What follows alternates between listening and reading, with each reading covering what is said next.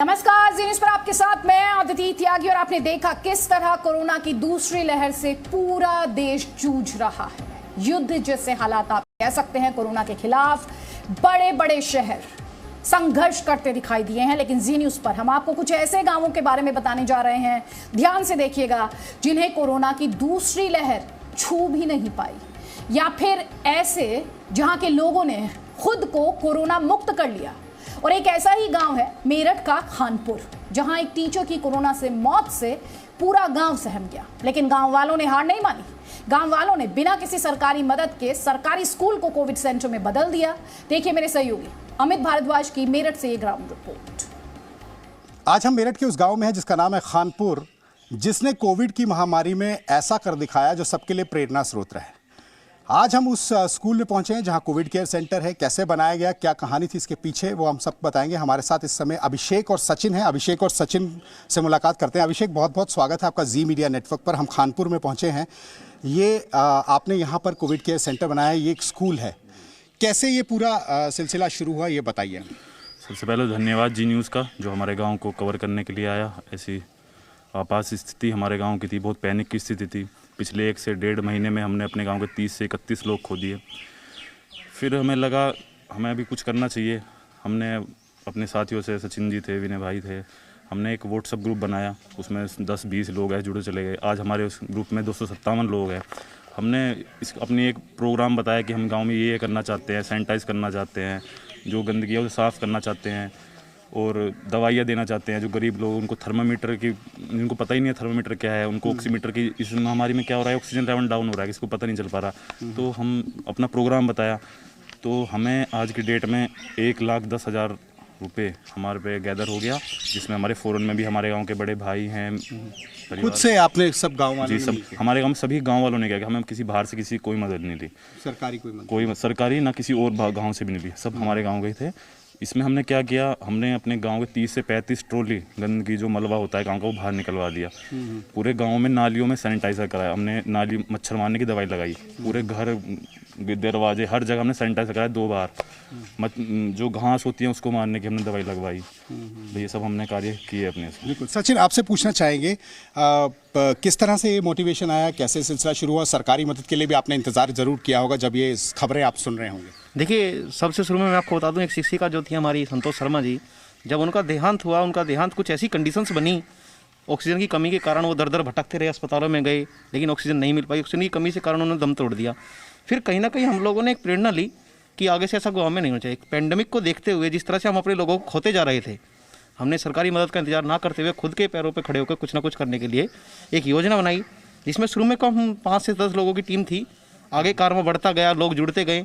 और देखिए, किसी भी काम को करने के लिए तन, मन, धन तीनों की आवश्यकता होती है। तन और मन तो हमारे पास था, लेकिन धन की कुछ आवश्यकता थी। वो हमारे लोगों ने, जो बाहर भी हैं, विदेशों में भी हैं, उन्होंने हमारी मदद की। और धीरे धीरे हमने अपने गांव को आज इस स्थिति में पहुंचा दिया कि हमारे गांव में एक भी कोरोना पॉजिटिव केस फिलहाल में नहीं है। बिल्कुल। सचिन, आइए आपकी टीम के मेंबर्स से भी मिलते हैं और ये पूरे कोविड केयर सेंटर को भी देखते हैं किस तरह से हुआ। वीडियो जर्नलिस्ट दीपक मेरे साथ में है। दीपक, आप एक एक चीज़, एक एक तस्वीर को दिखाइए, क्योंकि ये प्रेरणा स्रोत है कि आपने सरकारी मदद का इंतजार नहीं किया। आपसे बात करेंगे। क्या नाम है आपका? सर, मेरा नाम विनय चिकारा है। विनय, जिस तरह से मुझे सचिन और अभिषेक ने बताया कि आपकी शिक्षिका थी जिनकी मृत्यु हो गई, संतोष शर्मा, तो काफ़ी जुड़े हुए थे आप लोग उनसे। मैं ये बता दूं सर, वो मेरी शिक्षक न थी, हमसे बड़ी एक पीढ़ी और हमसे छोटी भी उनसे पढ़ी। मैं ये कह रहा हूँ, क्षेत्र का कोई बच्चा होगा कि उनसे शिक्षा प्राप्त ना की हो। और उनकी जिन परिस्थितियों में उनका देहांत हुआ, इस वैश्विक महामारी, इस अदृश्य वायरस के कारण, वहीं से हमें प्रेरणा मिली। और वहीं से हमने, मेरे और अभिषेक भी फ़ोन पे बातचीत हुई कि यार ये बड़ा दुखद कार्य चल रहा है। तो हमने सबसे पहले एक व्हाट्सएप ग्रुप जनरेट किया। उसमें सभी शिक्षित लोग, जो हमारे पढ़े लिखे, किसी भी सरकारी सेवा में हो, निजी सेवा में हो, या किसी व्यापार में हो, हमने जोड़े। और वहाँ से जोड़ने के बाद में हमने 10 मई में पहला कार्य अपना ये योजना बनाई कि हम कल से ही जुट जाते हैं। और हम जुटे। हमने गाँव में साफ़ सफाई, सबसे पहले सावधानी भी ज़रूरी है, हमने पूरी अपनी सावधानी अपनाते हुए गाँव को सैनिटाइज कराया सोडियम हाइपोक्लोराइड के साथ में। वो कराने के बाद में अगला कार्य हमने वातावरण की शुद्धि के लिए हवन कराया। एक मोबाइल वैन के रूप में ट्रैक्टर के पीछे ट्रॉली जोड़ी और पूरे गांव में हवन कराया, जिसमें ग्रामीणों ने मेरा पूरा साथ दिया, सबने आहुति दी। उसके बाद कंटिन्यू हमने भाई कुछ लोगों को सिम्टम आए तो पता चले क्या समस्या है, उसके लिए हमने प्लान बनाया कि हमारे गांव में 15 वार्ड हैं, हमने 15 ऑक्सीमीटर खरीदवाए सभी के सहयोग से जो हमने फंड इकट्ठा किया, और हमने वार्ड वाइड डिस्ट्रीब्यूट किए। उनका प्रचार प्रसार हमने अनाउंसमेंट के माध्यम से कराया कि सबको पता चल जाए यहाँ पे ऑक्सीमीटर है, और अगर कोई सिम्टम आता है, ऑक्सीजन लेवल की कमी महसूस करता है, तो वो वहाँ से हमारा बंदा जाता था, घर पे ही मेजर करता था, और अगर हमें पता लगता था हाँ वास्तव में कमी है, तो उसके लिए आगे जो कदम उठाने पड़ते थे उसे उठाते थे हम। आगे आपके सहयोगी से बात करें, क्या नाम है आपका? शहवाल चौधरी नाम। शहवाल, थोड़ा सा मुझे दिखाएं कि किस तरह से आपने यहाँ पर कोविड केयर सेंटर बना बताना चाहता हूँ कि इस बीच में हमसे एक NGO जुड़ गया, थोड़ा देखना चाहेंगे। हाँ जी, उसने हमें प्रेरणा दी कि ये आप एक आइसोलेशन वार्ड बना लीजिए, इसमें आप सुविधा, उन्होंने हमें 15 किट मुहैया कराई, PP किट मुहैया कराई है सब, और 2 डॉक्टर हमारे गांव के हैं, डॉक्टर अमित चिकारा, डॉक्टर JV चिकारा, उन्होंने हमें कुछ इंस्ट्रूमेंट उपलब्ध कराए कि यहाँ पे प्राइमरी अगर जो भी कोई दिक्कत होती है तो प्राइमरी उसके लिए ऐड के लिए हम फर्स्ट एड दे सकें उनके लिए। जैसे कि हमें टेम्परेचर गन उन्होंने मुहैया कराई है, ये हमारा वाइब्रेटर हो गया, ये हमारा नेबुलाइजर हो गया, ये हमारा स्पायरोमीटर हो गया, ये टेम्परेचर के लिए हो गया, ये भी उन्होंने उसमें कराई है, हमारा वो शुगर लेवल चेक करने के लिए है। और उन्होंने ये हमें एक सिलेंडर मुहैया कराया, डॉक्टर JV चिकारा जी ने, ये हमारा सिलेंडर है, और इसमें दीपक ये दिखाइएगा, ये सिलेंडर है और ये पूरा अरेंजमेंट दिखाइएगा नेबुलाइजर के साथ, ये जो गन है जिससे कि आप टेम्परेचर चेक कर सकते हैं, और यहाँ से आपको पता लग जाता है कि किस तरह से आप इसको पूरा टेम्परेचर जो है वो चेक हो जाता है। अब खबर कश्मीर के शोपियान जिले के हीरपुरा गांव की। ये एक ऐसा गांव है जो कोरोना की पहली लहर में हॉटस्पॉट बना हुआ था, लेकिन दूसरी लहर से पूरी तरह अछूता रहा। अब ये मुमकिन कैसे हो पाया कि हॉटस्पॉट से दूसरी लहर में ये अछूता रहा? क्या इंतजाम किए गए, क्या कदम उठाए गए, पूरे डिटेल्स आपको दे रहे हैं मेरे सहयोगी खालिद हुसैन। कोविड महामारी की दूसरी लहर में जहां पूरे देश में हाहाकार मची हुई है, वहीं आज हम आपको एक ऐसे गांव से परिचित कराते हैं जहां कोविड का कोई केस नहीं है। इस वक्त जहां पर हम खड़े हैं वो दक्षिणी कश्मीर का हीरपुरा इलाका है। ये गांव जो है श्रीनगर से करीबन 62 किलोमीटर की दूरी पर है, लेकिन यहाँ पर पूरी सोशल डिस्टेंसिंग अपनाई गई है और यहाँ पर कोई भी कोविड केस जो है दूसरी लहर में नहीं देखा गया है। अगर हम पहली लहर की बात करें तो पहला केस दक्षिणी कश्मीर में इसी गांव में 2019-20 की जो लहर आई थी उसमें पाया गया था, लेकिन उसके बाद इन लोगों ने सीखा और उसके बाद SOPs को फॉलो किया और तब जाकर आज ये कोविड फ्री गांव है। इतना ही नहीं है बल्कि यहाँ अगर वैक्सीनेशन की बात करें तो 98% वैक्सीनेशन यहाँ पर हो चुकी है, 80% के करीब डबल डोज लग चुके हैं और ये लोग जो हैं मास्क पहने होते हैं। हम इनसे ही बात करते हैं कि आखिर कैसे इन्होंने ये सब जो है किया। आपका नाम क्या है?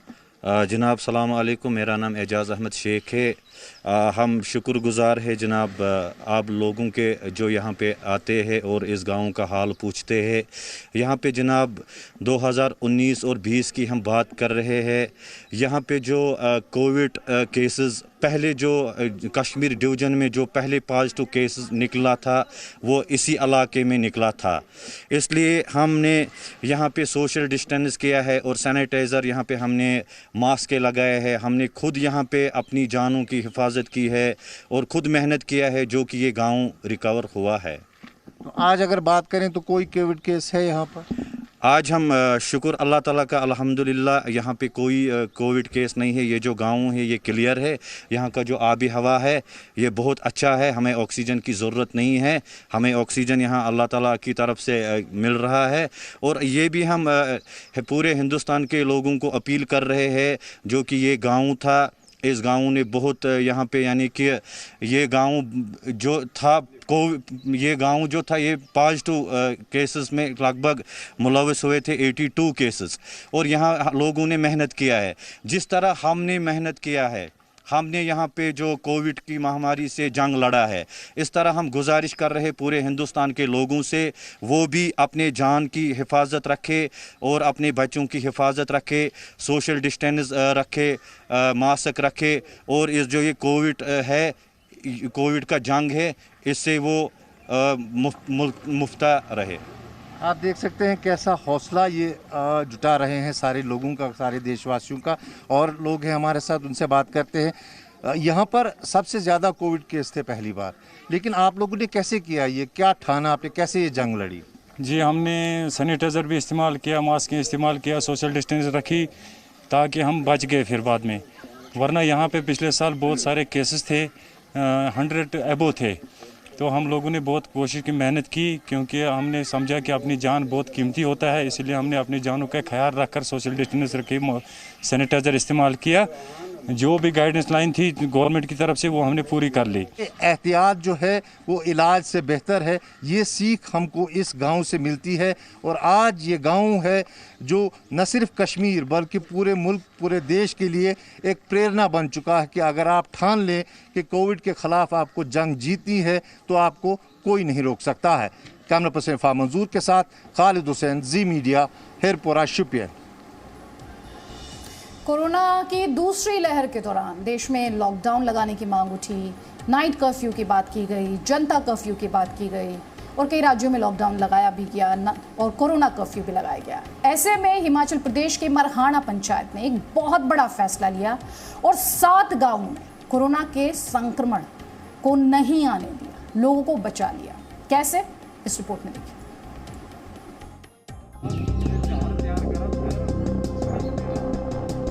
ये तस्वीरें हिमाचल प्रदेश के भटवाड़ा गांव की, जो कोरोना की दूसरी लहर से पूरी तरह अछूता है और इसका पूरा श्रेय जाता है गांव की पंचायत और गांव वालों की सूझबूझ को, जिन्होंने कोरोना की पहली लहर से सबक लिया और कोरोना को मात दी।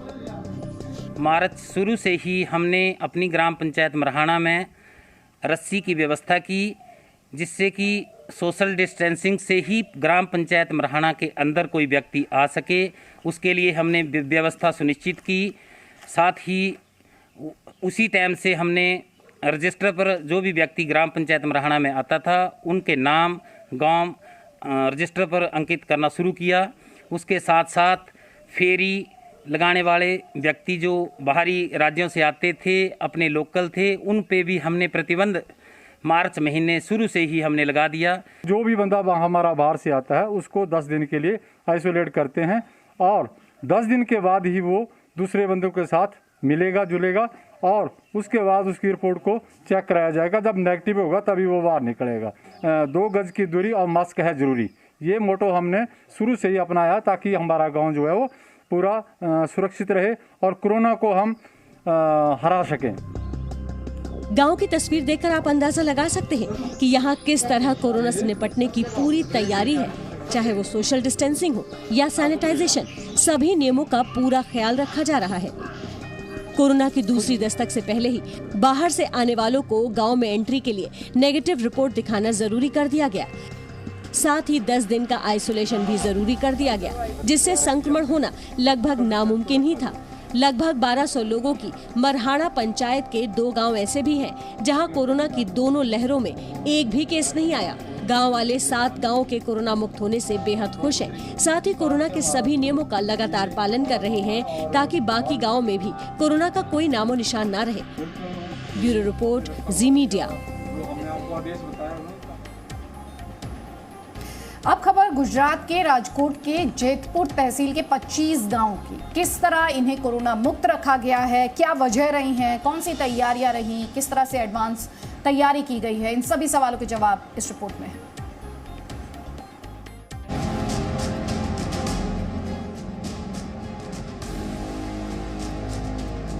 कोरोना की दूसरी लहर में देश भर से कोरोना से संघर्ष की तस्वीरें सामने आई। वहीं कुछ गांव ऐसे भी हैं जो कोरोना को पूरी तरह मात दे चुके हैं। उन्हीं में से एक है राजकोट की जेतपुर तहसील, जिसके 25 गांवों ने कोरोना की लड़ाई में जीत हासिल कर ली है। जी हां, आपने सही सुना। अब इन 25 गांव में एक भी कोरोना का केस नहीं है।